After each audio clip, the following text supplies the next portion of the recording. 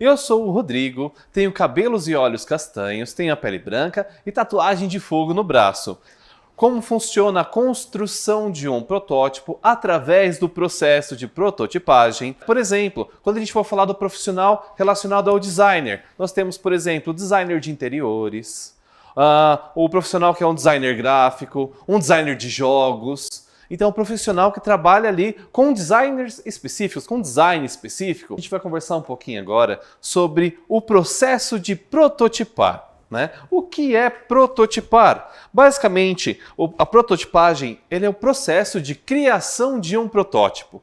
E por que isso é importante?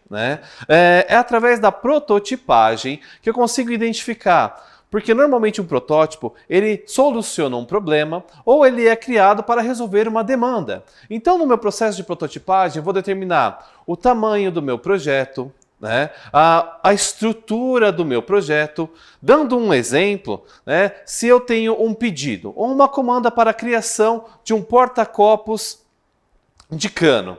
Então, como é que eu vou fazer isso em massa? Antes da minha produção em massa da minha empresa, por exemplo, eu vou construir um protótipo, que pode ser de papelão ou papel, para verificar como ficariam as canetas nesse porta-copos, se fica, quantas canetas eu consigo colocar, como é que ele ficaria numa mesa. Então esse protótipo inicial, inclusive, ele vai sofrer inúmeras alterações. E o processo de prototipagem, ele não fica somente através da cultura maker, tá? Ele também vai para outras vertentes. Um exemplo, ele pode ser usado ainda para a criação de aplicativos, criação de softwares. Eu preciso criar por exemplo, o aplicativo que a gente tanto usa, para chamar os carros aí para a gente ir de um lugar até o outro.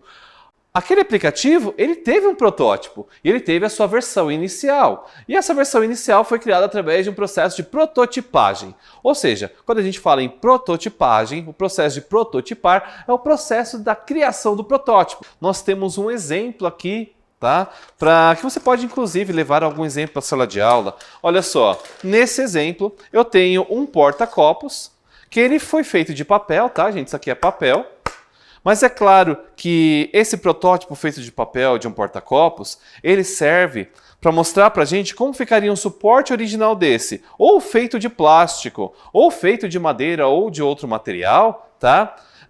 De um modo que, se vocês observarem, eu posso colocar objetos aqui dentro e eu sei que posso verificar, esse diâmetro ficou bom? Eu gostaria que as canetas aparecessem mais, eu gostaria que elas realmente ficassem escondidas, eu posso diminuir esse cano, deixar ele maior.